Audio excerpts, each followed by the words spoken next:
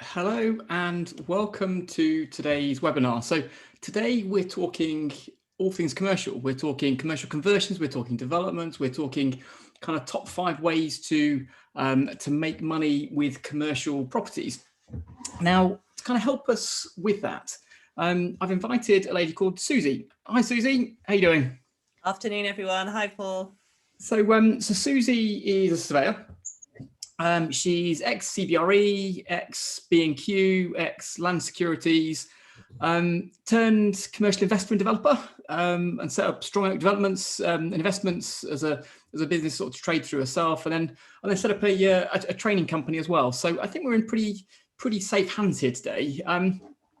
But let's just kind of start off and get to know Suzi a bit better if we could. So Suzi, perhaps I could ask, with those kind of roles that you were doing previously, kind of what kind of made you decide to switch across from that and move into training and kind of doing it yourself? What was the kind of motivation behind that? Well, honestly, the honest answer is that I got completely disillusioned with the corporate world, and I'd always wanted to set up my own investment company, and I finally got brave enough to do it. So, I did that just as I had my first child, actually. So the timing was impeccable. But yeah, I still do some consultancy for corporate clients. But I do my own investing and training now. Very good, very good. So let's jump into it, shall we? Let's kind of talk. Let's talk market. Let's talk kind of Class E and all this kind of good stuff, shall we? Do you want to share your slides? Do you want me to do that? Are you kind of okay? Yeah, no, I can do it, Paul. Just bear with me a sec. Fabulous.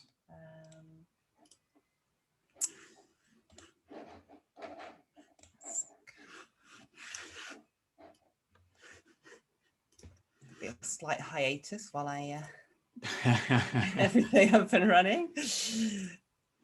Okay, there we go. Right. Okay, can everyone see that? Yeah, that's cool. Okay, should I kick off? Yes, please do. Yes, absolutely, absolutely. And welcome everybody. We've got quite a big audience we expected today, so it should be a good one today. We're looking forward to the Q&A session at the end. So check your microphones, get yourselves ready. We want some tough questions for Suzi and myself to try and answer at the end. So keep your fingers crossed that. And in fact, before we start, there is just kind of one thing that we did. Those of you that are kind of particularly eagle-eyed, you'll have seen that there were 2 words on my holding slide that you probably weren't expecting, and those 2 words were part 1. And the reason for that is actually, as we were kind of preparing for today, we realized there was so much to get through that in my kind of usual glorious way, I was saying, see, let's try and cram it all into an hour. Let's try and get too much in. And we decided that actually we're going to learn our lesson, and rather than overrun today, we're going to do an hour's worth of great content rather than try and squeeze 2 hours into an hour. So we're going to do a second follow-up next week, where we're going to sort of add more detail to certainly the residential part of today's conversion. So keep your eyes peeled for that. We'll keep you kind of informed of all of that. But we just thought we'd let you know that there's going to be 2 parts of today's webinar. So yeah, to you. Sorry. Yeah, great. Thanks, Paul. So hi everyone. It's an absolute pleasure to be with you here today. What I'm going to talk to you about is my 5-step blueprint to adding value to commercial property. And as Paul said, there is so much to get through here that there's going to be a stack of detail that we can go on to next week as well. But obviously, if people have got questions on that, please do shout today as well. So I think Paul's probably given you the overview that you need, so I won't dwell on this slide, but this is my corporate background. I'm a chartered surveyor. I have been for over 25 years. I was a corporate slave for quite a long time, and I had some amazing corporate jobs. You know, acquiring sites and developing out for B&Q. I managed a kind of couple of £1 billion portfolio of shopping centres at Land Securities. So it was all fantastic, but yeah, I did get a disillusion with the corporate world. So now, now I run the Commercial Property Academy, which is an online coaching program for people who want to either kind of refine their investing or get going in commercial property. I'm still a chartered surveyor. I still do consultancy for clients, and I have my own residential and commercial investments as well. So there's a lot to get through today. because this is a big topic. And, 2020, we had two generationally defining events, which was obviously COVID-19 and Brexit. And Brexit's kind of the kind of forgotten generational effect, I think, with regard to commercial property. And it's very, it does affect the commercial property market, because the commercial property market runs on sentiment. It runs on foreign investment. A lot of foreign investment comes into the market. So, it is very important. So just to give a recap on the market and what's been happening for the last 100+ years in commercial property is that these institutional investments that, the pension funds, the big investors, small investors, medium-sized investors invest in, and we call them institutional investments. And the reason that they're popular is because they're very liquid, they're saleable. You could or you can, depends on which sector now, but you could get long leases, you could get great brands, great tenants.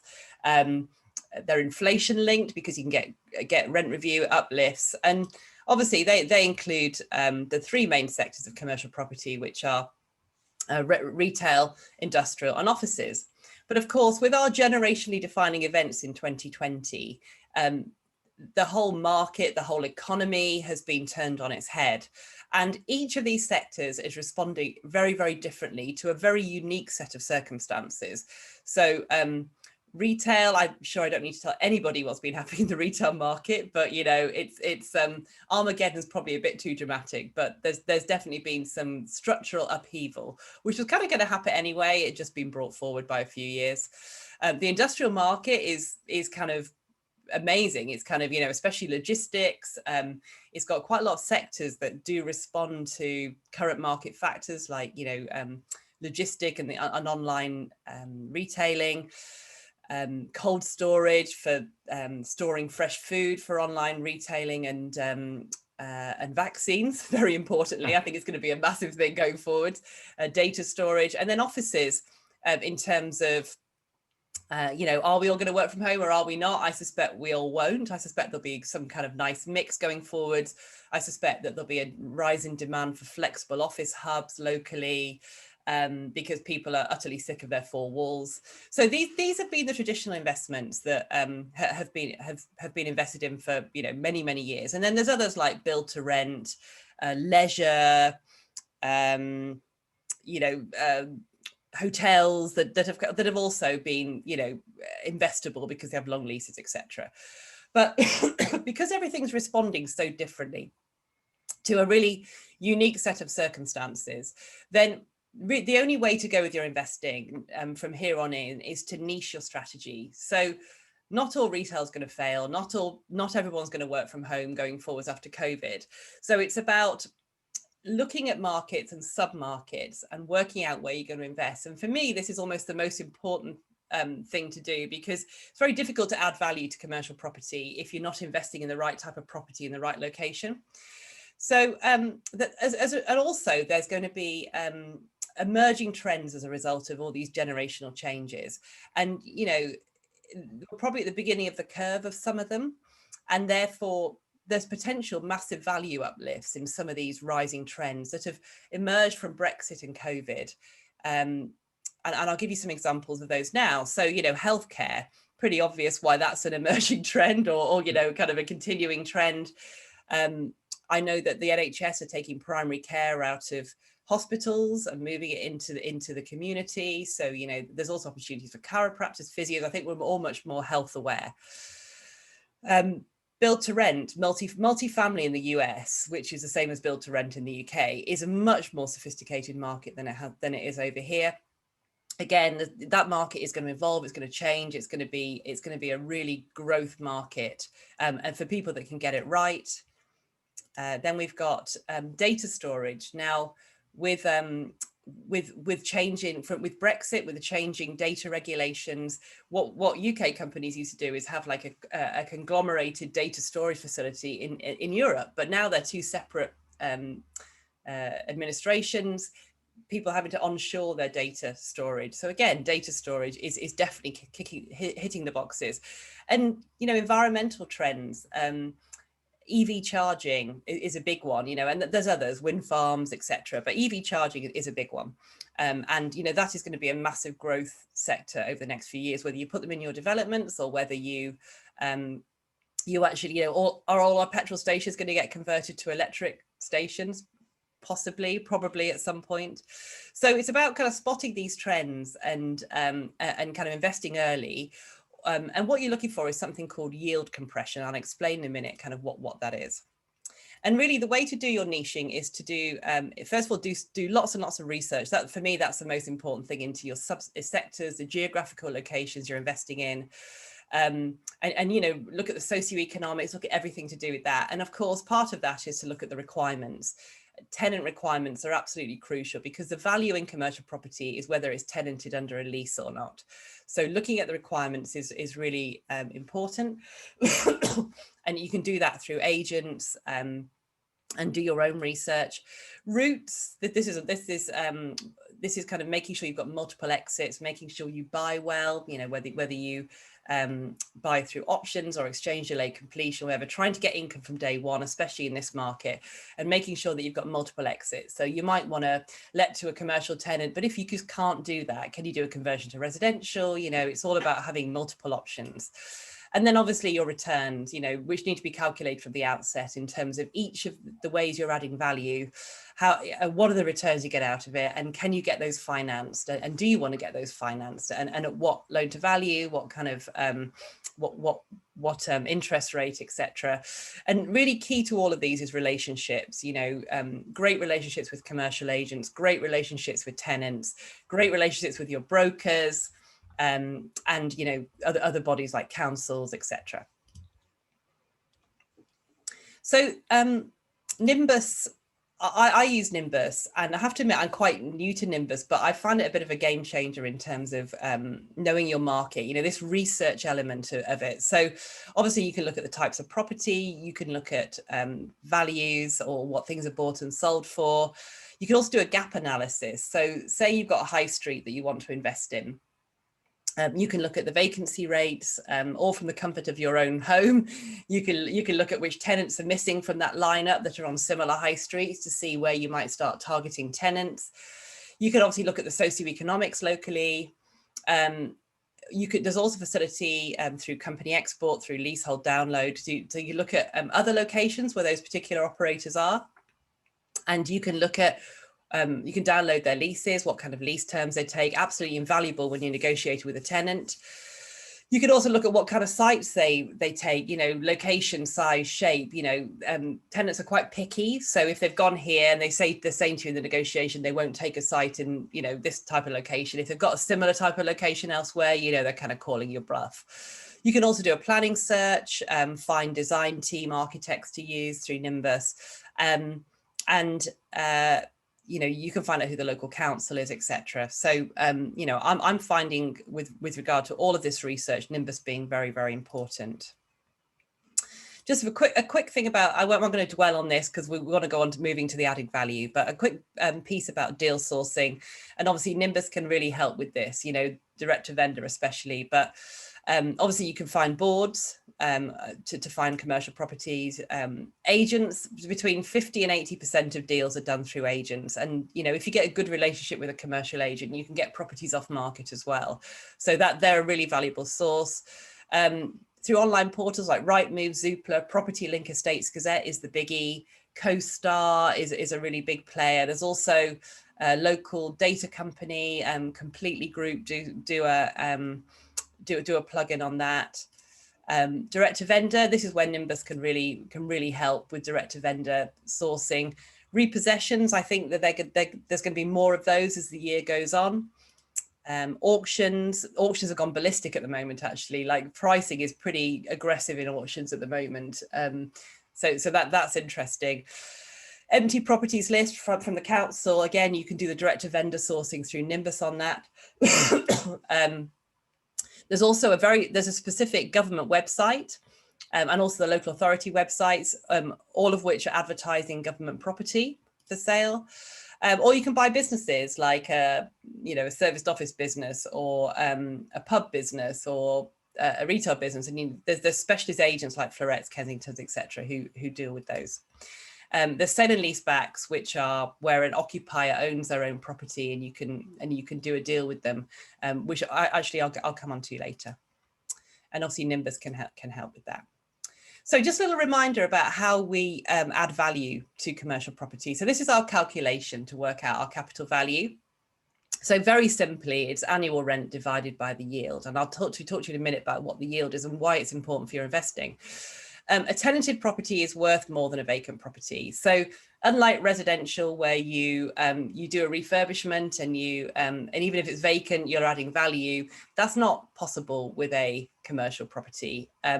You want to have a lease in place or an agreement to lease in place with a tenant, because then you've got some kind of guaranteed income coming in, and the certainty of that income is down to how good the tenant is. It's kind of pretty simple. So in your investing in commercial property, you want to either increase your annual rent, every £1 more rent you get, you're going to get a higher capital value, and or ideally both, your yield to improve capital value.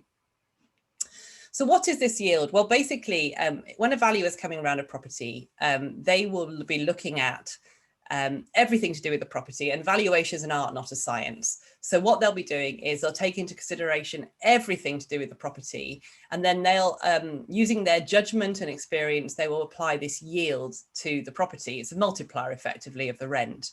The factors they'll take into consideration include obviously the general market economy and how it's affecting that sector. So, in retail, they're down valuing retail just because it's retail, no matter how good it is. The location is absolutely the most important thing in your commercial investing, because that depends on how good that is, depends on how good your tenant is, how good your lease is going to be.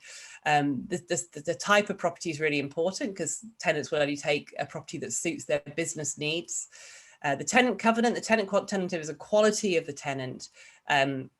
So, how good are they for their money? How sure are you that they're going to carry on paying their rent at the end of the lease and beyond? How long's the lease? If it's 5 years, is it 2 years? Has it got a rolling break, or is it 25 years? It's pretty obvious which of those is the most secure. Lease terms, kind of how good are the lease terms? Are they acceptable? What's the rent? What's the rental growth potential? Is it inflation linked? Has it got rent reviews? So the value will take all of that into consideration. And I've kind of talked about this because it's really important as to how you can add value. Because remember, how we add value is we increase the rent and or the yield. And really you want to be kind of influencing one of those two factors. And those things, Suzi, if you go back to that previous slide, so all of those things that you put on that previous slide are the things we can do to tweak all of that, can't we? So we can change a covenant to one that's got a stronger balance sheet, and therefore that's going to improve the yield. We can increase the length of the lease by doing a deal with the tenant to tweak the rent and tweak the yield, tweak those terms in effect. We can negotiate the terms of the lease through the head to terms at the start, and we can adjust all those things sort of through that process, really. And it's just purely if we can tweak the rent and also get some of these bits right as well, then that's when we kind of double bubble on the growth and the capital effect. Absolutely. The more of these boxes you tick. So if you buy in the right sector, in the right time in the economy, in a growth market, in the right location with the right type of property, to be honest, the rest of it will all follow. Yeah. Because your property is going to be in great demand. So absolutely, you'll have much better chance of getting a great tenant, longer lease, etc., etc. Yeah. So, and I guess kind of also becomes quite interesting when you start thinking about, I'm going to steal your thunder a little bit when it kind of comes to Class E, because of course that sort of marketplace that you were in, you're in offices or you're in sheds or you're in retail or you're in, now that's all the same thing. You can pick the right ones within there to massage between the kind of what were the old use classes. Exactly. Yeah, I'm going to come on to that in a minute, but you absolutely that you kind of you want to find the highest value use. So if you've got a retail unit and it's more valuable as a nursery or an office unit, then you'd put them in. It gives you much more flexibility for sure. So here's the 5-step blueprint for adding value to commercial property. And it's not all commercial to resi, because commercial to resi is just one strategy in this. And it's really important, I think, for that to be made clear up front, because there's lots of other ways, and this is where we come back to our kind of multiple exits. So first of all, commercial to commercial is what I'm going to talk about, letting to a commercial tenant. Second, kind of regearing existing leases. So we've got existing tenant in place and you kind of change the lease. Third, adding additional income. Remember, the more income you add to a property, the higher the capital value. So you want to be getting as much income on the property as possible. Fourth, commercial to residential, either under permitted development or under planning. And fifth, kind of building reconfiguration, extensions and development as well. So notice that in residential, you'd pretty much be doing number 5. In commercial, you've got a much wider choice of strategies that you can choose. I think the other thing kind of that I think almost to justify that sort of that agenda really, when sort of Susan and I are putting this together, is that I think there's a natural feeling at the market, sort of in the marketplace. You know, if I'm buying an office, I've got Class A PD rights still, I convert that to resi. That's what we're kind of expecting. But it's having your mind open to the fact that that might not be the highest use value. There could be a conversion to student. There could be an HMO. There could be some other use that we're kind of not fully aware of. And it's sort of having our minds open to that, and we can sort of take through the principles of that, and we'll give you a few tricks in terms of how we can find out what those other uses might be going forward. But it's kind of having our minds open to the fact that not all commercial conversions end up with someone living in the ex-office block. If that makes sense. Yeah, yeah. I mean, I'm a massive fan of multiple exits, so I don't, you know, I'm also a fan of niching. So I'm not suggesting that you necessarily go in and think, oh, I could do, you know, and be a jack of all trades. But equally, this can be used as a checklist. So when you're looking at a property, you know, you can go through each of these steps, and it's a really simple checklist and a blueprint to be able to kind of check off what you're doing. And I would recommend you don't just have one route, you do have at least 2 or 3, so that if plan A fails, you can have the backup. Totally. Of other ones, and you value them up front as well. And a really good tip is that when you're buying a property, upfront, get a valuer to come in and value your different types of asset management that you want to do, you know, each of these strategies, and then just see which one is going to generate the highest value. Ideally get a valuer who is affiliated to the bank that you want to refinance with as well. Say that kind of as part of the, we did a webinar, I want to say sort of back end of last year with a kind of friend of mine, actually, a guy from LSH in Birmingham, one of the valuers there, and his kind of feedback was, you know, give them everything you possibly can and get the valuers working on those things too. So when they're preparing that report for you, they'll do a desktop before the thing anyway, before you kind of get your bank valuation done. So they can be saying, well, actually, yes, I do think that works, and yes, I do think that that's going to improve the yield. And actually, these are some of the things I've seen elsewhere that could be useful. And actually, kind of the valuer often you kind of see as the person that gets you over the line to get your money from the bank, but actually they can be part of that sort of key team sort of through the journey really, and kind of can be engaged in that kind of almost the design process sort of. Yeah, no, I mean, valuers, agents, they know the market as well as anybody. So, you know, to be able to pump someone for that kind of information is invaluable. And it's very common in the commercial world, actually, not necessarily to have a valuer acting for you, but to have a commercial agent acting on your behalf when you're buying a property. I would say if you're relatively new to commercial, then that is a no-brainer to do. You have to pay them a fee, but it can save you a lot of pain down the road. And just put that in context, if I'm investing in a location I don't know massively well, I will do the same, you know, so it is really invaluable. So number 1, commercial to commercial. So obviously, as we've said, letting a vacant property is not as valuable as a tenanted property because you haven't got a lease or a tenant in place. So what I'm talking about is letting a vacant property to a commercial tenant. You can change the use on the property, and as Paul said, Class E has made that so much more straightforward to be changed between kind of town centre type uses. But of course, it's not just applicable in town centres, it's applicable out of town as well. So Class E, I'll show you in a minute, you know, you can change between various use classes without the need for planning. What you're looking for with your asset management, what you're looking for to add value is a valuation uplift. So you want to buy for one price, you want to do something to the property so that you can refinance or sell for a higher price. It's pretty obvious. So the golden egg in commercial property, if you're going to keep it as commercial, is to get a better tenant, a better rent, and a better yield, you know, and all those factors we talked about before, they will all influence this. You want to look for a higher value use on the property, and really it's all about buying the right property in the right location. As I said before, if you do that, everything else will follow, the quality of the tenant, the lease terms, the rent, etc. And that's all down to, in the 4Rs model, it's all down to research and requirements, making sure you understand your market and having the right team supporting you with that. You want a better tenant to improve the value and the rent certainty. You want to be sure that if you put a lease in place to a tenant, that they're going to be around in 5-10 years to be able to carry on pay that rent. And that's where the tenant covenant comes in. So if you're letting to a commercial tenant, you need to do your checks and balances, ask for their accounts, do an Experian credit check, Google them, speak to the people who are in the market who've done deals with them, understand them, look on Nimbus, and they will be able to help with that as well. But really just understand who they are and how good they are for their money, basically. I guess kind of within that, Suzi, there's kind of stuff like, there's a golden rule, wasn't there? If the tenant's not got 3 times the rent of the balance sheet total or something, or, then start asking for your rent deposits and this sort of stuff, because that's going to improve the quality of the covenant as well. And it's researching that bit. The bit I think that kind of Nimbus can really help with that is understanding the kind of terms they've accepted elsewhere. So it's that kind of that company search we talked about before, saying, well, actually, if you know that you're letting it to Tesco's, and if you know that of the last 3 leases, they've actually, of 2 of them, they've given a parent company guarantee from the PLC parent company, and you're getting offered Tesco Stores Limited, then you can ask for that. You can get away with that. And off the back of that, you might have to throw something else in. So I always kind of recommend you throw something in that they can't let go of. In which case you can give them that, and you get the parent company guarantee off the back of that. So I think it can be kind of useful as part of that.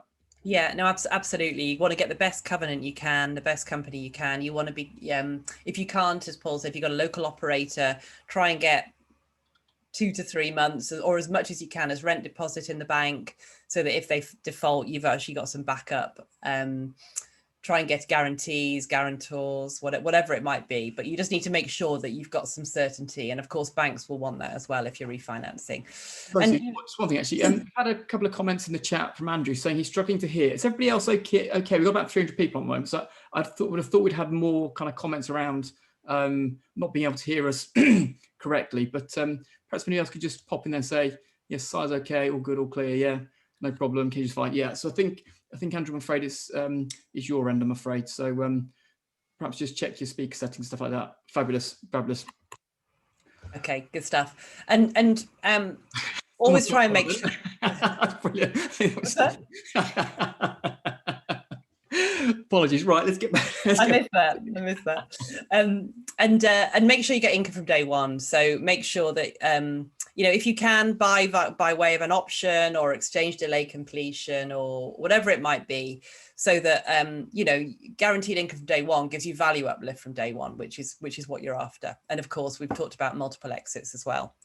And as I said, Nimbus can help with this. It can help you find the occupiers there already. Leases taken locally and the rent's being paid. So this is Class E. So the taupe, I think you call it, that colour. The taupe colour is Class E. So you've got shops, financial and professional services, cafe, restaurants, offices, B1A, R&D, B1B, very light industrial, B1C, kind of that can be carried out in resi areas.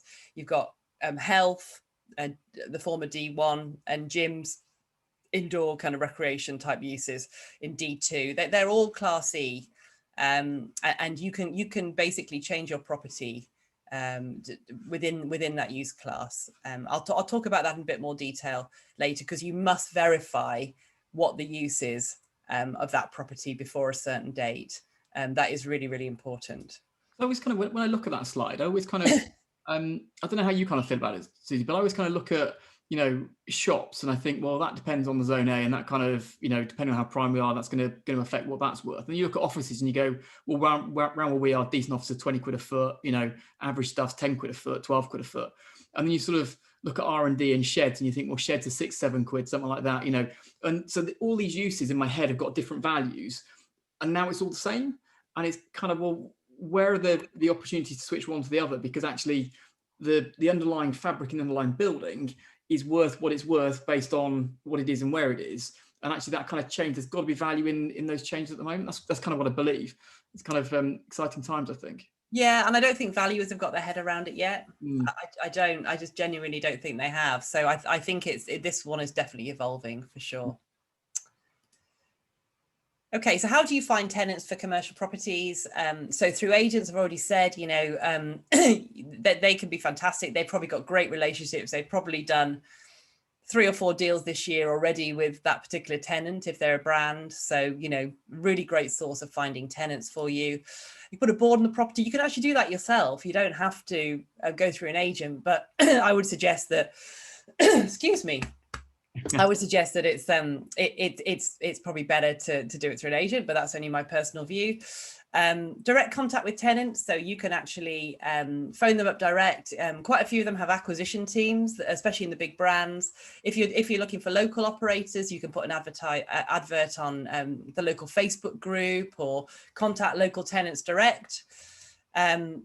Online, there's a good website called, it's actually called The Requirement List. Apologies, I've put that on wrong. It's called The Requirement List, and it basically lists each town with the list of requirements for it. Source to order, and I would say this is my #1 top tip for finding tenants, is rather than find the property and find a tenant to fit in it, find the tenant and then find a property for their requirements. So for example, Co-op on a massive expansion drive at the moment, have been for a long time. You know, find out what they want, see whether you can find something on a high street that will suit them. And you know, they're just an example. There's plenty you could do that with. That's kind of where, sorry to cut across, Suzi, that's kind of where so the requirement list is great. Great business guy called Adam Crooks that set it up. He's been on our webinars historically. We love Adam. He's a really good friend of ours, and I think that's kind of a really interesting sort of way of doing it, isn't it? Sort of saying, well, actually, I know that this particular occupier has this particular requirement across this particular town, and therefore let's go target all the owners of those buildings that match that size, that use, that kind of profile, and then from there get those optioned up. And then of course if you've got a decent sort of high street retailer or whatever it might be that you kind of got up your sleeve, or coffee shop or whatever, then once you've kind of got that traction, you've got that interest, and you kind of know you've got an opportunity to kind of to back it at the same time, then you can always go out to the rest of that market as well and say, well, actually, if I've got Costa interested in, well, let's have a chat to Starbucks, have a chat to Cafe Nero at the same time and see which of those we're going to get away with. So that's kind of a really neat way of doing that. It's like start with a customer first, isn't it? It's kind of start who your customer's going to be, and then start for that and go and search for that based on their requirement. Yeah, it makes perfect sense. If it's all about the tenant and the lease, then why not find the tenant first? Yeah. Find the property later. Right. Existing tenants, you don't have to always let a property to a new tenant. You can regear or extend the lease to existing tenants, and I'm going to talk to you about that in a minute. And of course, Nimbus can help, especially with the direct contact. So #2, lease regears. So what this is if you've got an existing tenant on an existing lease in a property, rather than thinking, oh, I'm going to have to relet that at the end of the term, the very first thing you must be doing with this kind of scenario is going, before you buy the property, and go and talk to them, see how they're trading, see whether they like the property, see whether they want to be there for a while, and then see whether there's potential to change the lease, extend it, for them to hand a bit of the property back to you, whatever it might be, anything that kind of is going to add value where you can add a higher value use. And don't forget, we're looking to improve the rent and or the yield through this, just as a reminder. So you might want to improve the longevity of the income, extend the lease. You might want to up the rent, or maybe even reduce the rent, because that's affecting your valuation. Believe it or not, that can affect your valuation if the rent's too high, because valuers will think, well, it's not sustainable. So it's kind of looking at all the factors on that particular lease. So So opportunities exist to restructure leases when, and there's a whole list here, and I'm going to kind of go on to them in a bit more detail. But, if you've got a short lease, so say an unexpired lease term, less than 5 years, probably less than 2, and Nimbus have a really nifty strategy here where you can, they actually, if you get that particular elite strategy, they actually highlight in an area all the unexpired lease terms less than 2 years, which is great. And, you know, the opportunity exists then too. So what will happen if you're buying a short lease is a valuer will say, well, that income's not guaranteed for very long, so I'm going to hit the yield. I'm going to increase the yield, sorry. But actually, if you can extend that lease either before you buy the property or after you buy it, then they're going to see it as more certainty, that there's less risk. So that's a good one. If there's lease terms that aren't acceptable, you know, maybe the lease is very heavily weighted in the landlord's favour or the tenant's favour, there might be things that a valuer might just not quite like it because it's not standard.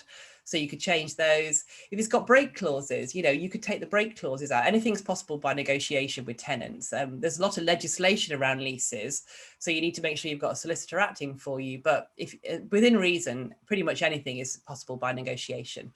So, you know, if you remove a break clause, it will mean that you've got a longer lease. You could insert rent review clauses, maybe, which means that you're becoming more inflation linked as you go. And there's also an angle if the tenant occupies the whole property where you can take back part of the property, and I'll talk about that in a minute. And, you know, you can use this as a niche strategy, as I said. You know, you could actually, your niche could be targeting shops or properties with short leases. So you've got income produced from day one, but you've got the potential to be able to extend that lease either at the end of the lease term or kind of now in preparation for that. And of course, Nimbus can help you, as I've just said. I must kind of confess, kind of that niching of shops. Kind of, I was always a big fan of shops. Kind of, especially, so I suppose pre-COVID, the idea of investing in retail on the high street was something I was kind of quite a fan of. And the reason for that was that there's kind of this goodwill in the location, and so the company trades from that location, and therefore that's kind of really kind of the thing that makes them who they are, and people go there because they're there, kind of thing. And so, as opposed to a shared or an office building where it's kind of much easier to move around, there's no kind of goodwill for the tenant in the location. So I was a kind of big fan of that kind of retail pitch and investing there, because actually when you go and speak to tenants, you want to move out. It's a case of, well, I'm only going to move out if I've need more space or less space, or my business is shot and I'm going, you know, I'm done. Otherwise, they're probably going to stay. So that 2-year lease then to extend it, well, I'll tell you what, we kind of keep the rent at the same level, we'll kind of get rid of some of these kind of clauses that I don't like, but we'll kind of get you the same rent for the next few years and things. It all becomes quite an attractive conversation, really. And yeah, you get your 5-year or your 7-year lease that then pushes the yield, and kind of happy days. Thanks very much. Yeah, exactly. And of course, you can extend leases on any type of property as well. But as Paul said, you know, having a pitch that everybody knows where that retail tenant is. And don't forget, all high streets aren't going to go down the toilet. Like, you know, there are some locations where retail is booming actually at the moment. So this is where the niche strategy comes in, trying to sniff those out and find the right type of property. So as I said, you know, a short lease you can extend, you can change the lease terms, and I won't kind of dwell on that slide, but you can also, you can do something called surrender, or surrender part of the lease. So if a tenant, for example, and let's just use retail as an example, but a retailer has got the whole property, they've got the ground floor, they've got the first floor and the second floor, say. And you know, when you'd go around and do your inspection, that there's a few boxes on the first floor, it's pretty dusty. You can tell it's not being used. You know, that is an absolute trigger to say, gosh, I bet they'd be very grateful to surrender or hand back part of their property to me. And then, of course, if it's got a separate entrance, you could then look at a resi conversion angle, and there's permitted development right above every shop unit to put 2 flats. So, you know, that's in England, of course. But you know, I'm sure you can convert in other areas under planning permissions. So it's kind of interesting. Sort of 2 things perhaps to add to that, Suze, is that retailers very rarely trade very well from first floor, so they don't necessarily want that space. And typically they'll be taking a full repairing and insuring lease. So of course, by surrendering that space back, rather than them giving you an opportunity to develop out your building, what you're really doing is taking away a liability for them. They've got to go and put all of that space back into good condition in terms of, you know, in line with the repairing obligation in the lease. And therefore, it's a much more open conversation that you can have than perhaps you would otherwise think. Yeah, exactly that. Especially in this environment, and you know, local retailers and brands as well. So a total surrender is if the tenant hands the whole lease back to you, before the end of their lease term. And, you know, obviously you need to make sure you've got a back-to-back letting sorted out for that. So if you've got a better tenant lined up on better lease terms, you could do a back-to-back where on the same day that the existing tenant surrenders, you've got a brand new tenancy that clicks in, and you've got an immediate value uplift. As I say, you could do surrender of part. You could get them to part surrender a bit of their shop, so they might just trade in the front of it, and you could convert the rear to resi, maybe do an extension. And, you know, if you want to do conversions, follow the trends. You know, banks are closing, betting shops are closing. Obviously, retail as a whole is being affected, especially the larger shop units like department stores. We call them medium-sized shop units, the MSUs are the same. Number 3, this is our going through our blueprint. So we've done commercial to commercial, regearing leases. Number 3 is additional income. So, you know, any time you uplift your income, you get an uplift in capital value. So it's a total no-brainer to try and uplift that income. So, you know, uplift the rental by 20%, capital value goes up by 20%. So a few top tips here. Just make sure that any leases you grant, you've kind of looked at your property from the perspective of, is there anything else I could do with this property? Because if I'm going to allow the tenant to have a full repairing insuring lease, which obviously is very desirable, you know, are there areas I need to reserve rights over, like maybe a wall for an advertising hoarding, or maybe the roof for a mobile phone mast, or whatever it might be. So, and it's very possible to carve areas out of leases or rights over those areas, like air rights, for example, as well is a good one. Obviously, make sure your solicitor knows you want to do it.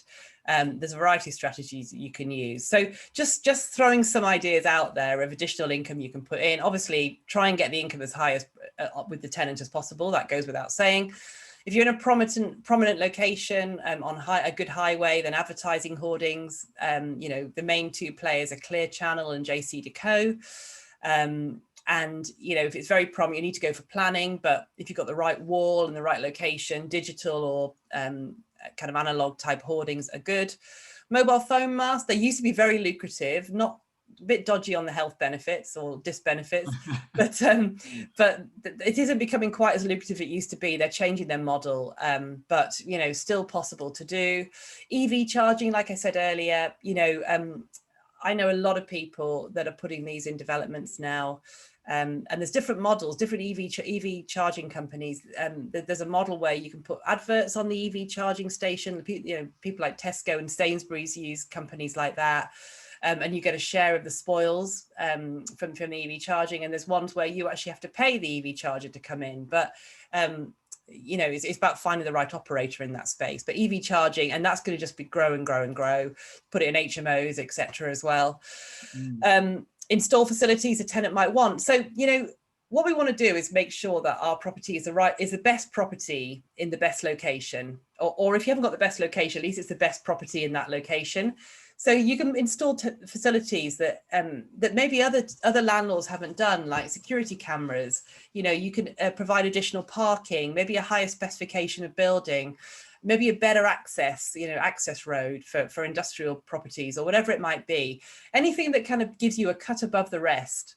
And, you know, it means that you're going to get your property let first, but also you're probably likely to get a higher rent, probably a better tenant. So, you know, look very carefully and, you know, there's examples like, you know, you could have a coffee machine on the go with like coffee aromas, you know, like it sounds a bit cheesy, but just things like that, you know, can get a property let in an office, you know, reserve air rights, naming rights. You know, I'm not sure many of us have got commercial properties where we can put helipads on, but if you do, then make sure you reserve the rights for it. And don't forget that occupiers, they have a total affordability threshold for occupying a unit, so that they have a certain amount that they want to pay to occupy a unit, and that's just not rent, that's service charge, business rates. And so if the business rates are high, if there's a high service charge, they'll be able to pay you less rent, basically. So always appeal business rates. You know, I used to manage big shopping centres, the very first thing we did as soon as we got the rates bill was we blanket appealed everything. And I would say 9 times out of 10, we got a reduction. If there's a very high service charge on a building you've got, look at it very carefully, see how you can reduce that cost, because ultimately, the more those outgoings are reduced, the higher your rent can be. And obviously, it goes without saying, buy the right property in the right location. I've talked about that a lot today. So commercial to residential is, it's not just permitted development rights. It's also, you can apply for planning for this as well. And I think, I'm going to probably talk about this a bit more next week, but you don't have to use permitted development rights. And of course, they're only in England as well. But if you can make the right planning case, you can do this anywhere. So it's a change of use to resi, either whole or part. It definitely depends on the average end values as to the viability of this particular route. There's a fair amount of places in the UK where this won't work. And Nimbus can help with different filters on the package, like PD rights filter, shops and uppers. These are all specialist strategies that Nimbus have kind of drawn out and kind of made specific strategies that you can click on.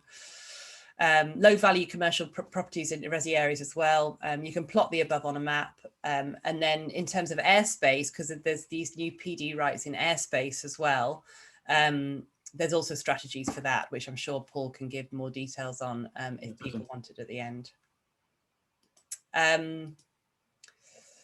Just some general things about permitted development. Sometimes you can't do it in conservation areas, listed buildings, etc. It's very dangerous to generalize about these permitted development rights, because they are all different.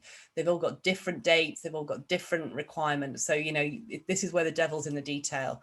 Make sure you've got a planning advisor who knows about these things. Minimum space standards apply to all permitted development after the 6th of April. So I would suggest that probably time has run out to not do that. There's no Section 106 or affordable housing, but the Community Infrastructure Levy, or the CIL, may apply. It depends on the local authority. You must provide floor plans now to ensure there's adequate natural light to all habitable rooms, obviously bedrooms, living areas. Councils can apply for Article 4, so they can try and ban some of these permitted development rights, but they'd have to apply per PD right rather than kind of on a blanket basis. Application fees are definitely cheaper. Obviously, what PD rights do is they give us access to our asset management or adding value much quicker, potentially, than a planning application. That's the real benefit of it. Speed to market, it's speed of making money effectively. And prior approval is required for most permitted development, with the usual time limit of 56 days. And once granted, usually, and again, it's very dangerous to generalize, because this does vary amongst permitted development rights, but you generally have 3 years from the date of the prior approval to carry out the works. But sometimes it's on the date of application, so you just need to look at that. What's really, really important, and I kind of alluded to this earlier, is that you can prove the lawful use of the property. So, sometimes a lot of these permitted development rights only apply to certain uses within the use classes order. So the onus is on you as the developer to prove what the lawful use is. So if you're buying a property and a reg flag has shown that you can't prove that, then you'll either need to go for kind of a certificate of lawfulness, or you'll need to negotiate with the local authority, or you may just have to put a full planning application in. So that is really important. A lot of these permitted development rights have start dates, or a property can't have been converted to that particular use after a certain date. Excuse me a moment, I've got a I don't think it's COVID, hopefully. So you might need to you need to prove when the property was built. This is where niching comes in as well. You can become a real expert in 1 or 2 of these permitted development rights in your area, and that is where you're going to be the cut above the rest, because there's going to be a lot of people doing this in an amateur fashion. It really is about niching and really understanding that PD right and how applicable it is in your local area. Employ a great planning advisor with a good track record, and obviously PD rights do change over time, so just check those. Other changes of use require planning applications, but don't dismiss it as a strategy. As I said, it's entirely valid, especially outside England, it take a bit longer, but you can get the same result that you were looking for under permitted development. Obviously, ensure the numbers stack, which is effectively your end net value minus the cost of purchases and the cost of conversion, gives you your profit. If you're converting to resi, ensure that obviously the end values are good enough. Make sure you know your conversion costs, and work out what the profit is. Having appraised quite a few of these myself, on some of them I've just concluded that it's just not worth my while doing them. The opportunity's there, but it's just the money, the figures aren't justifying it. I've just actually had a one under offer, which I've probably going to not proceed with, just for exactly that reason. And obviously bring on a power team to assist you. Just some practical considerations to throw out, and apologies, this is quite a busy slide, but I think hopefully there's some quite good hints and tips here. So very dangerous to throw out numbers. So I'm going to caveat this massively by saying that there is, this is a general rule of thumb. This will vary according to the type of property, but a general rule of thumb is circa £84 a foot, but get some advice on that. And obviously make sure you put some contingencies in on that as well. And there might be peculiarities of your particular building that where the £900 a square metre or £84 a foot just isn't applicable. So for example, if you have to put a light well in, then your costs are going to be significantly higher because you need natural light. So, check that out. You might want to allow for an interior designer if you want to do this properly, especially on big conversions. Utilities is usually the thing that holds you up the most. So get them in plenty of time and allow enough cost for those. And remember the natural light. You can put light well in, but they're very, very expensive. So, if you've got a very big block that you want to convert, then, a light well might be necessary. Make sure you understand the minimum space standards. And I put a very, very long link there, but effectively, if you just Google technical housing standards, minimum space standards, you can find that. And there's a minimum space standard for each size of studio, flat, 2-bed flat, whatever it might be. There's a minimum standard for each. Obviously, check out the demand for any units. Bring an agent on very early, especially somebody who's used to marketing new homes or kind of flats in your area. And don't forget that if it's above a retail unit, for example, you're probably going to be low. You may not be, but you may be lower than the average house price or flat price in the area because you're above retail, because you're on a high street, whatever it might be. So just make sure that you kind of factor that in and not necessarily too optimistic on that. Make sure there's no antisocial uses under the resi that either can prove tricky to remortgage or can basically put off buyers to your flats. There are some VAT benefits on build costs if you're going to sell all the residential units. I'm not an accountant, so again, I'm going to caveat this by saying please check with your accountant on this. This isn't advice. If you're holding the units, again, there's some tax advantages. If you transfer units from development to an investment company, so again, this is not advice, but just get some advice on that. Check if you can refinance. So obviously, lenders will have stress tests. If you're developing a lot of units above in a commercial block, they might want to apply a quantum discount. I've had that on one of my properties where I got a 10% quantum discount because there's too many. Obviously you can sell the freehold or the long lease, but you need to think about kind of how that would work, ground leases, etc. Obviously you need EPCs carried out on the new properties. As I said, use specialist new homes agents. So a lot on that, but hopefully some good tips on commercial property. And next week, I could have gone into each of the permitted development rights, but we would have been here like till 4 o'clock. So Paul and I thought that it would be good to kind of go into more detail on each of those PD rights if people are interested next week. So I'll talk about that in a minute. And then last but very, very definitely not least, obviously you can change, you can reconfigure your property to add value. That can include extensions, development, anything that involves physical work. So isn't it funny that this is number 5 in the list, whereas with Resi, this would be kind of number 1. So it just shows the difference. you don't need to do physical changes to commercial property. If a tenant looks for it, or if the market looks for it, then it might be worth doing. But sometimes you might want to, and there's just some cases when you might want to do that to increase the attractiveness of the asset. You know, if a tenant's been in a very long time, they leave, there's a bit of a shoddy shop front, or you know, the unit, whatever type is very old-fashioned, you know, you might just want to give it a spruce up so it looks more attractive.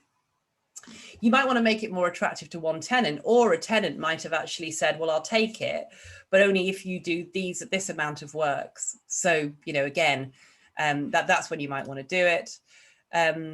You might want to make it more attractive to tenants or the market, you know, just so it is more attractive, because obviously the more attractive it is to the market, then it'll attract more tenants, a higher rent, better lease terms, etc. And obviously you get a higher value for it. It kind of goes without saying. But if you don't, even if you don't get a higher rent, then you might let it quicker, or tenants might choose it over the competition. So sometimes it is worth doing.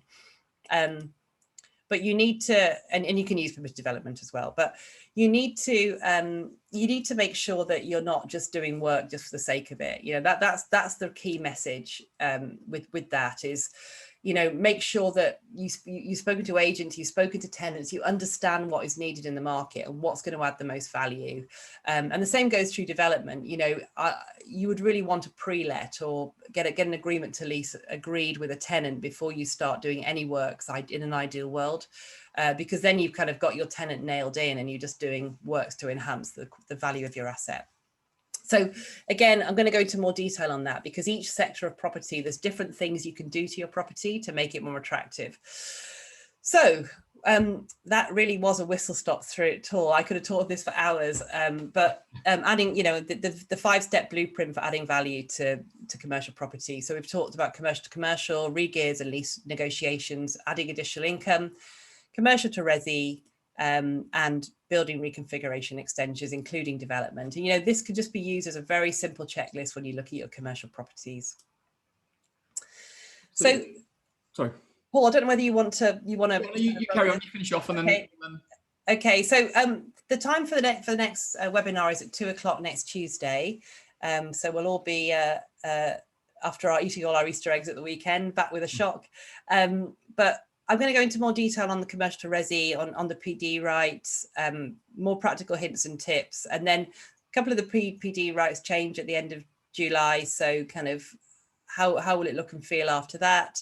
Going to talk more about building reconfiguration extensions, a closer look at what you might want to change by each sector of buildings, what occupiers might be looking for, and a bit on development and redevelopment, and then also just some top tips on strategies of 2021 that I think are particularly pertinent to this year, what are suited to current market conditions, and how Nimbus can help with this. And that will include sell and lease back, distressed purchases, and also kind of how to use investors at this time as well. So that's me.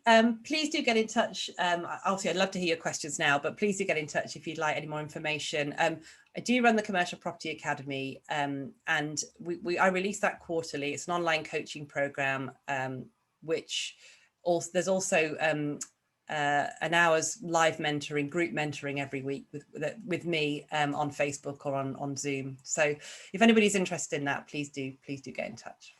Amazing. So we're going to have a time for a chat in a second. What I was going to do just before we do that is just quickly do a quick reminder of this for our Elite customers and our Elite Plus customers. So obviously with Nimbus, there are 8 ways to find land. The sort of the third one, which is that PD rights, the kind of the uses filter that people be used to find. That's you can be using to find these commercial conversions in the Elite system. Obviously, we have the sites with planning and sites that are in for planning in effect. And this is kind of one of my sort of top tips around how you can check that if you're thinking commercial conversions, whether there's some other use that you can convert that building into. So if we're buying an office building, for example, if we put planning up, if we do a planning export for the word office, you're going to see applications to build offices, but you're also going to see the change of use of office from office to. And what it says after that word to is going to say student, hotel, could be residential, whatever it might be. That's how we can just check what those change of uses should be that we're looking for. We talked about companies. We're going to come back to that in a second. In effect, in the Elite Plus system, we have the commercial residential. That's looking at the new Class ZA, and we'll talk more about that with Suzi next week on Tuesday. The airspace opportunities that again we're talking about next week.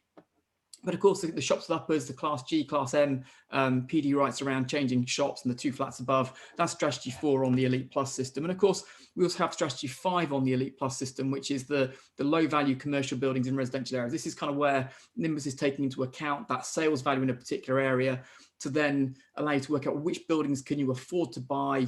We actually use £100 a foot conversion cost, so we kind of use 2/3 of new build cost is kind of our magic number for those commercials. So we're not sort of very different from what Suzi was saying. There's kind of a few notes in the chat and the poll sort of pinging up, sort of saying, well, in certain parts of the country it's a bit higher, in certain parts a bit lower, and this sort of stuff. Well, for me, that kind of heavy refurb that you might be doing, sort of bringing something back to the brickwork and then rebuilding everything from there, typically kind of 2/3 of new build cost is kind of about right. So if we're at 150 a foot for new build, then 100 quid a foot is broadly speaking right. If we're at 120, then we're at 80 odd quid a foot, as Suzi said. So it's in that ballpark for me, sort of 80 to 100 quid a foot. It's that sort of ballpark, depending on what you're doing and whether there's any kind of things you're doing, where there's kind of cracks in the back wall and this sort of stuff that you're doing in effect. So those are kind of quite useful, hopefully, for the Elite and the Elite Plus customers. That sort of comment around, well, understanding your local market. Within the Elite platform, we have the commercial comparables. So that's going to help you understand what the values are of buildings that have sold in the area you're looking at, to say, well, actually, kind of what are those values? Is that office use actually worth as much as office as something else in effect? And kind of so really understanding what that marketplace might be. But of course, the other thing is that commercial availability. Who are those locally active agents, the locally active surveying firms in a particular area? And that commercial availability is going to show you who are the people doing those deals in those areas, because they've got stuff on the market right there. The same is true for the residential values. So we have the average sales values. That's going to help you understand, well, is my particular building, that kind of heat map that you see across the area, going to help you say, well, actually, is this a good part of town or a bad part of town? Do I want to be converting that office building into residential in that area or not? Well, you want to be doing that in the better parts of town, so you get that premium. You have that ease of sale through that process. And of course, the comparables themselves that will kind of show, well, actually, this building sold for that much, and therefore I'm comfortable that my exit value is going to be correct on that particular property. With those multiple exits as well, so am I letting something? The average yield is kind of useful to understand. Well, what could that housing mix look like to me to optimize my rental yield if I'm going to go and keep the building, or indeed, is there an HMO marketplace that could be useful and drive me higher values off the back of those developments. Moving on, looking at how do we find what those multiple exits are. As I said a moment ago, it's looking at that planning export for the right kind of buildings, but equally finding the right investors and purchasers for your properties. What's kind of interesting, and we often kind of forget, is that a comp and the kind of a sales comparable tells you what something's sold for, but the fact that that person bought something is often kind of then useful to go and get in touch with them to see whether they want to buy something else in that location too. So your comparables can be used for understanding sales values, but also for saying, actually, that person bought that building, and therefore they might want to buy my completed scheme once I've done what I'm doing with this, drive that value up. And the same is true for the planning export, of course, is if you know that, as the planning export does, as a residential planning application has gone in, well, who are the people buying those residential planning applications? So if I'm going to buy that office building, get a change of use to resi on it, and sell it with the uplift in value from the planning gain, then there's a list then of those companies that will either buy that off you, or perhaps they might joint venture it, or put the cost of the building for you, or something like that, that allows you to kind of to get those schemes away in effect. And you'd find that through the planning export.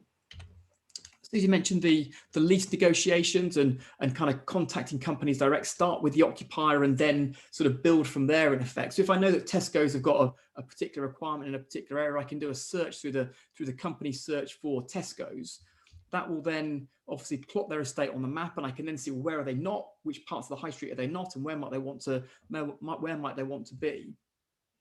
But I can also then run the export off the back of that, and that export then will show me, firstly, the freeholds that they've bought. So what are they buying in certain areas? What leases have they taken? I can then go and buy copies of those leases through the platform, so that I then know the terms they're prepared to accept. And I can then influence the yield that I'm going to get when I sell this building, and the value I get if I want to remortgage it.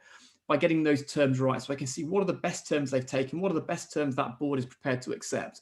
And those leases, then the last 5 leases or whatever that they've taken, is going to give me that understanding of what I can get away with in that negotiation. And equally, they can also be quite hard to get hold of. The acquisitions fairs can be quite busy and quite hard to get in touch with. And of course, on that export, you also then have a list of agents, a list of sites that are on the market with particular agents, which means that then from there you can then go and contact that agent, who will then get you in touch with the estates team at that particular company. So that can be kind of useful too.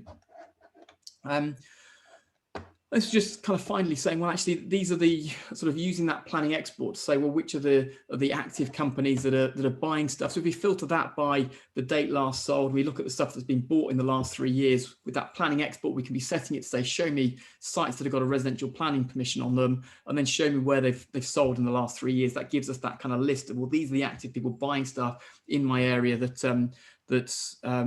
I should be getting in touch with about the particular schemes that I've got in effect. So that's, I think, how Nimbus can help. As Suzi mentioned, we've got the part 2 of this webinar coming up on Tuesday at 2 o'clock.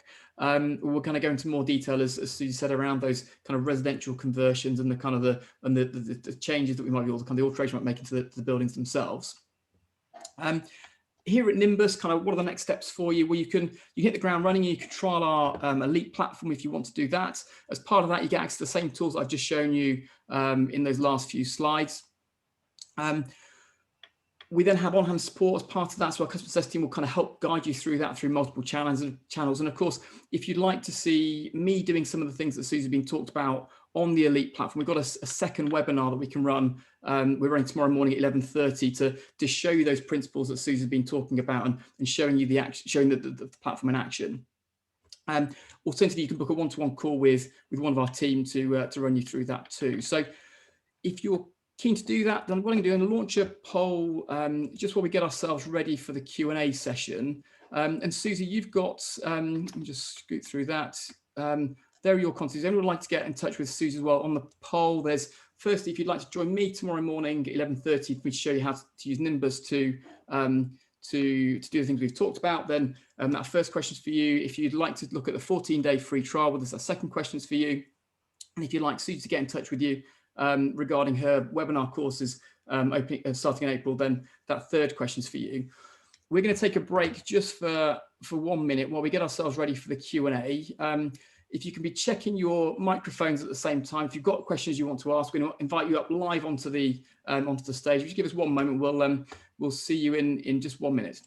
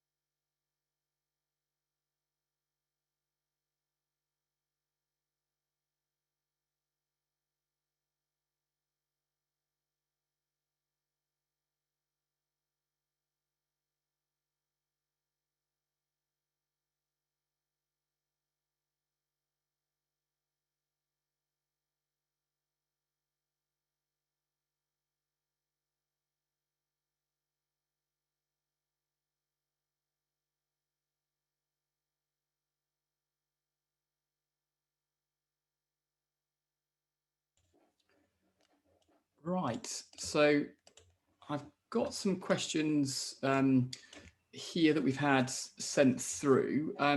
What I would like to do though is if everybody's got their microphones working and they're all happy, then if you can open up your control panel, then there should be a raise hand button on there. And what I'd like to do is if you'd like to ask a question, then if you can raise your hand on that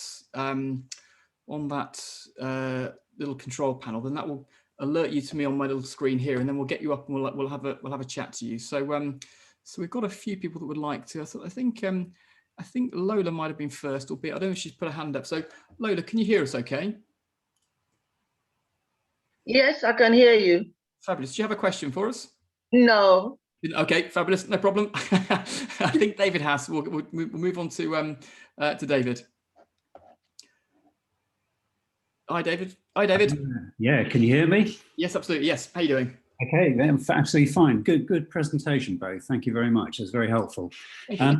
My question really is to do with really the sort of shops and uppers type strategy and permitted development. And does Nimbus have access to that information? Can you track where permitted development conversions have occurred with prior approval? So in other words, not full planning, but a prior approval.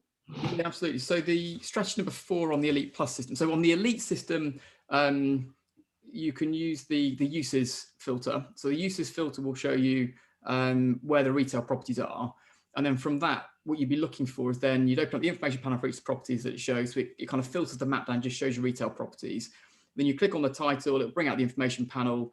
There's a section in that says rate assessments and kind of commercial use and rate assessment and that sort of stuff. So you look at that, and that would then give you a breakdown of the net internal area of the building, and it will tell you kind of what's upstairs, and in effect you're looking for those upper parts. Those then have a rates assessment kind of per square foot calculated for it as well, which then means you can sort of say, well, actually, does that stack up or not? And you can kind of apply some sort of simple yields to that. In the Elite Plus system, the system then kind of filters that for you. So it says, well, actually, these buildings here have upper parts to them. I retail on the ground floor, they've got upper parts.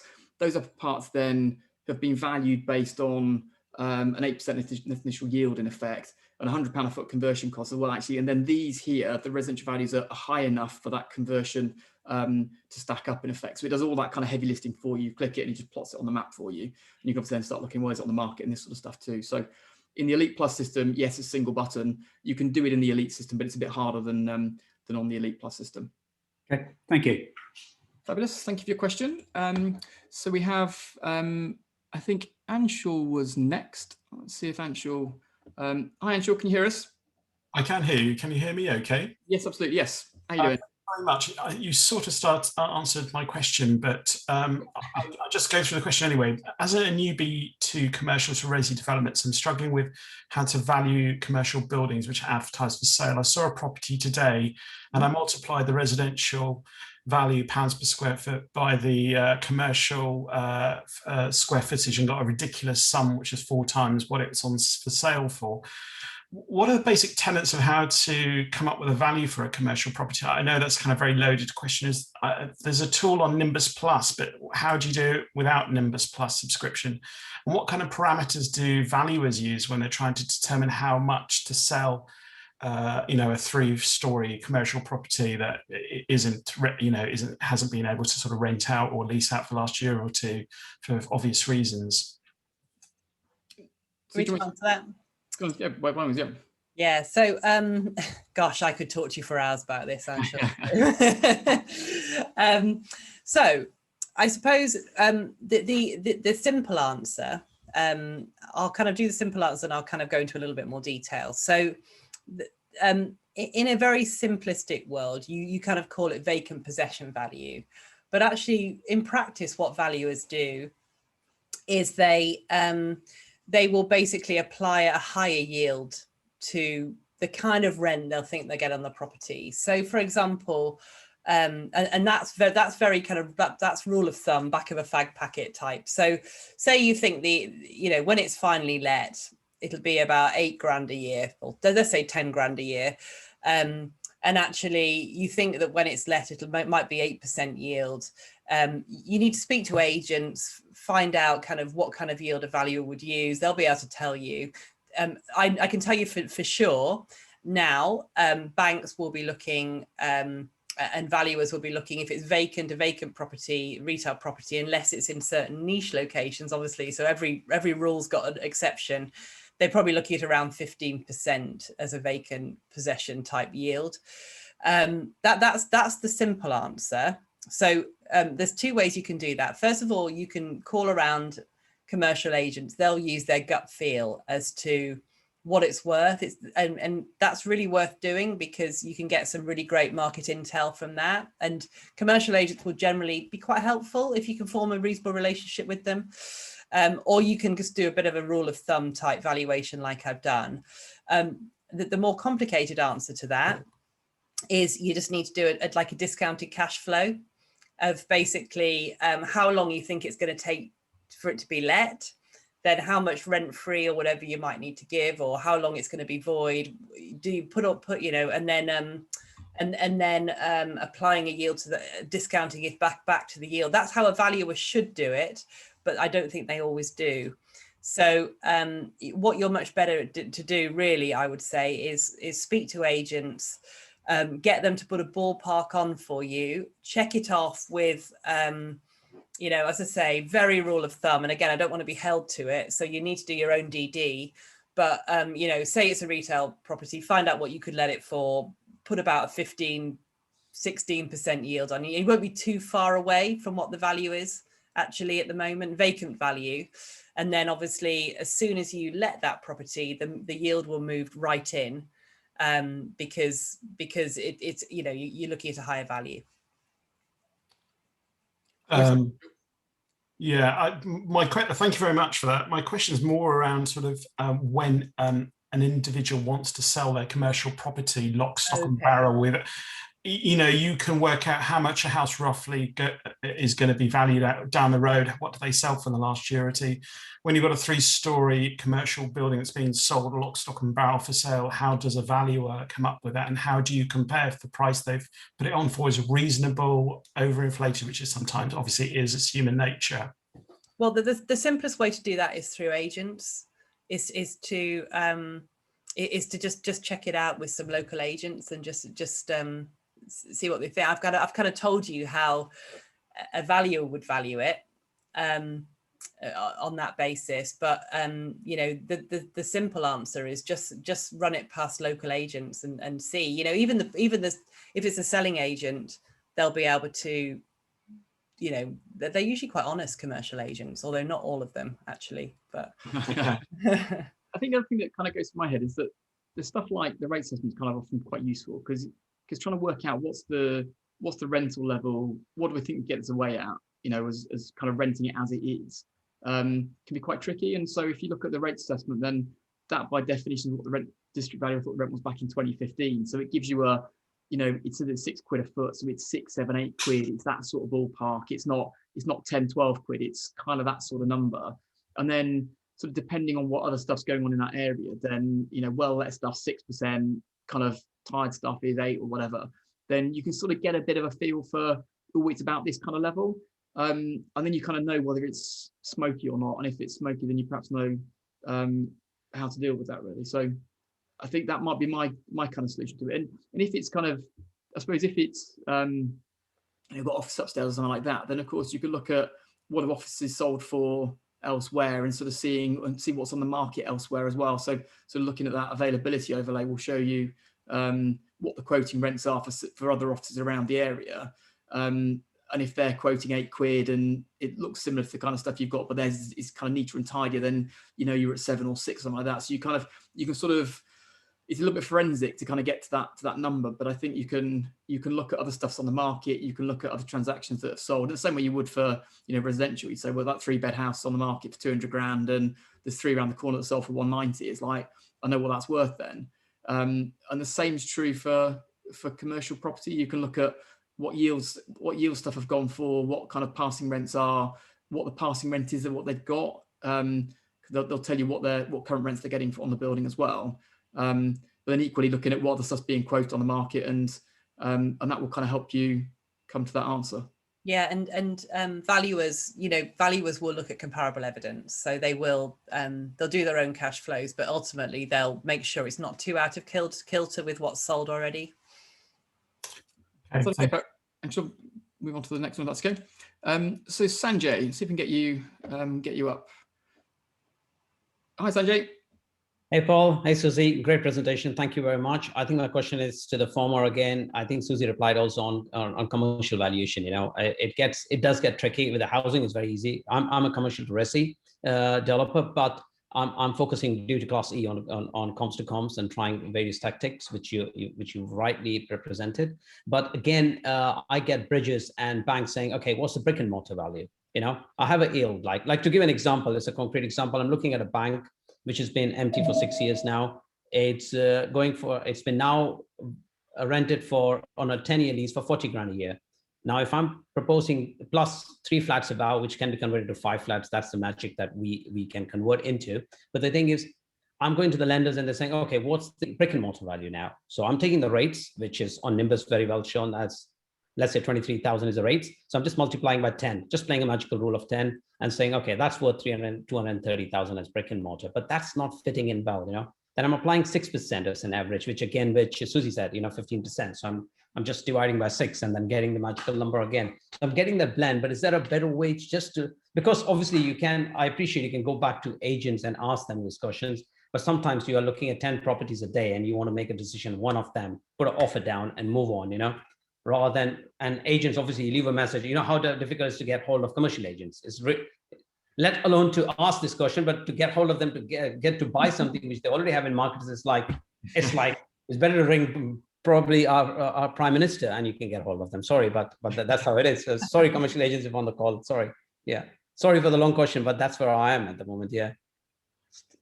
So my sort of take on it is I think you're doing the right stuff. Actually, I think it's sort of knowing your local marketplace. It's quickly getting to a feel for whether it looks about right or not, whether it looks cheap or expensive, and I think those sorts of things are absolutely right. It's kind of because the right deal all of that stuff should align. So in my head, I think you're doing absolutely the right sort of stuff. And, and whether it's 6 or 8 or 10 or 15 or whatever that number might be, will be kind of sector specific and also kind of location specific as well. And you'll get that feel yourself. So I think that's absolutely right, personally. I don't know what you think, Suzi. Yeah, I agree.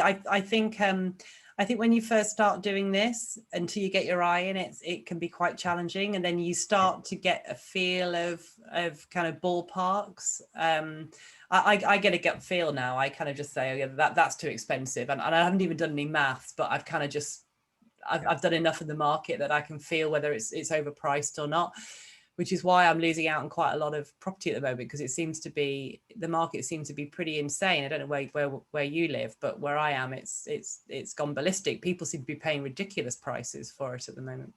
It's kind of interesting. That's kind of, you've said the words, you've said gut feel. So this was kind of our big challenge at Nimbus, right? So we knew our local patch, we had a gut feel about all of that. And the challenge was, how do you scale that outside of your local patch where you haven't got a gut feel? I had one of the action surveyors come from a national kind of convenience operator, one of the smaller ones. And he said to me, kind of big rotund kind of guy, liked a few beers and stuff, and he said I tend to drive to these sites and I get a gut feel, and I've got a big gut, so I get a really good feel. And it was like this sort of strange thing. And of course, what it's really saying is that I know what I'm expecting to see in these areas, and I then know where things sit kind of relative to what I'm kind of expecting. And actually, that's kind of where we found that sort of using data and using the kind of the numbers in the background was really kind of useful, because it gave you that kind of, I suppose it's that objective figure that you can kind of hang your hat on and say, well, I would expect it to be this sort of number. And I guess that sort of gut feel that you've got, Suzi, is sort of saying, well, I know that office space is 15 quid, or I know it's 20 quid or 25 quid or whatever it is. And so if I see something that's 30 quid, I know it's kind of pretty punchy. If it's let at that level with 5 years unexpired on a 20-year lease, then I kind of know why. And I know that's, it's over rented. I'm going to have to kind of reduce that down and then sort of put a yield based off all of that. But you kind of see that sort of mapping through in the rates assessment, which is kind of where I kind of like what Sanjay's saying is that you're trying to get that sort of pulse of the local marketplace, because actually in my area it's about 12 times, or it's 5 times, or it's whatever that number is in effect. So I think that's great, Sanjay. Okay, thank you very much. Thanks, Suzi. Thanks, Bob. Fabulous. And Stephen's put in the chat, it's a sniff test initially. That's exactly right. It's exactly, that's kind of what I think too. I think it's exactly that. So I'm sort of very conscious of time. We gave ourselves an hour, we're an hour and 25 minutes in, but we still got sort of 2 or 3 questions. I've got a couple of questions in front of me as well. In fact, another one just popped as well. So we'll just do a couple more if that's okay. So we'll do Joe. Hi, Joe, can you hear us all right? I can indeed. Can you hear me? Yes, absolutely. How you doing? Yeah, very good. Thanks. Thanks again for the presentation. I I'm having a play at the moment with the Elite Plus strategy, which is the shops with uppers, and it gives the impression that there are a lot of opportunities out there, that there are upper floors above shops and offices, etc. Is there a means of determining what the upper floors are being used for? Because I'm looking at some of them and they're used for NHS clinics and, would banks for offices. So it almost comes across that there's a load of opportunities, but in reality, without really knowing if they're tenanted and what the position is, how would you ascertain that? And yeah, I'm just curious to understand. Yeah, so I think what that strategy is doing is saying, well, actually, there's value there's value in that building for it to be residential compared with what the current use is. And there's obviously PD rights to use the upper parts currently as 2 flats in effect. If you look in on those particular buildings where they're flagging up, if you click search here on that property, you'll then see if there's a little green L on it, which would say there's a lease granted.